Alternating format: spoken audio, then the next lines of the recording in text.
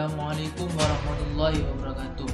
Perkenalkan, nama saya Ahmad Swayadi, NIM 2021-5030104, semester 2, Prodi Teknologi Informasi, Fakultas Saintek, Universitas Ibrahimi Sukorejo Situbondo. Kali ini saya akan mempresentasikan apa itu IT Governance.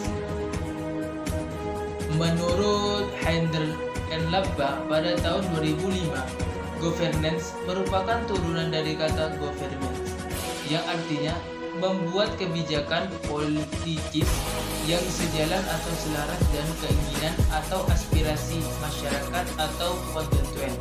Sedangkan penggunaan pengertian governance terhadap teknologi IT governance maksudnya adalah penerapan kebijakan TI di dalam organisasi agar pemakaian TI berikut pengadaan dan pelayanannya diarahkan sesuai dengan tujuan organisasi tersebut.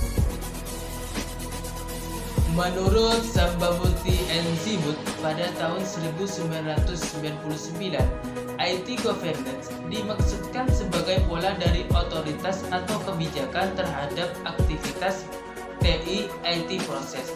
Pola ini diantaranya adalah membangun kebijakan dan pengelolaan IT infrastruktur, penggunaan TI oleh end user secara efisien, efektif, dan aman, serta proses IT project management yang efektif. Standar COVID dari lembaga ISACA di Amerika Serikat mendefinisikan IT governance as a structure of relationship and process to direct and control the enterprise in order to achieve the enterprise goal by follow well balancing risk versus return over IT and its process.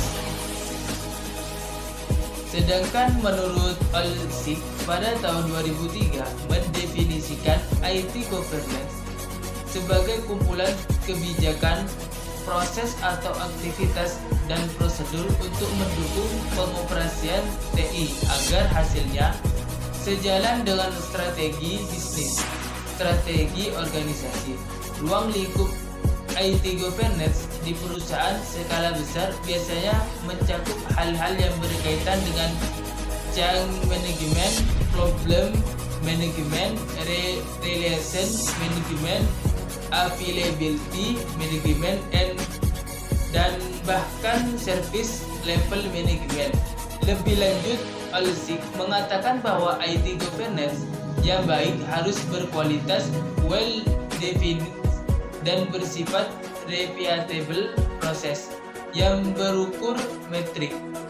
IT governance yang dikembangkan dalam suatu organisasi modern berfungsi pula mendefinisikan outline kebijakan-kebijakan TI, penerapan prosedur penting IT proses, dokumentasi aktivitas TI, termasuk membangun IT plan yang efektif berdasarkan perubahan lingkungan perusahaan dan pengembangan TI. Dengan adanya IT governance, tata kelola TI yang baik yang berjalan di dalam suatu organisasi perusahaan tersebut, maka puluhan IT proses, IT activities yang dijalankan dapat berjalan secara sistematis, terkendali, dan efektif, bahkan menciptakan efisiensi dengan sendirinya, mengurangi biaya operasional dan meningkatkan daya saing. Output dan outcome dari IT governance yang baik tersebut hanya dapat dicapai jika tata kelola tersebut dikembangkan dengan menggunakan IT framework berstandar internasional. Misalnya dengan mengimplementasikan COVID IT Il Management, TOSO, ISO IT Security, dan sebagainya. Banyak sub-sub standar yang bisa berperan memperkuat instrumen IT framework COVID yang dapat digunakan untuk membangun IT governance dalam suatu organisasi. Tentu saja masing-masing sub-sub proses pendukung IT governance tersebut memiliki kelebihan dan kekurangan. Perusahaan tinggal memilih sesuai dengan proses bisnis yang akan dijalankan. Tingkat IT kultur yang ada dan tujuan bisnis yang akan dicapai melalui pemanfaatan IT proses di dalam IT governance tersebut. Oke, sudah paham kan perbedaan antara IT manajemen dan IT governance? Dua istilah yang berbeda namun berkaitan erat.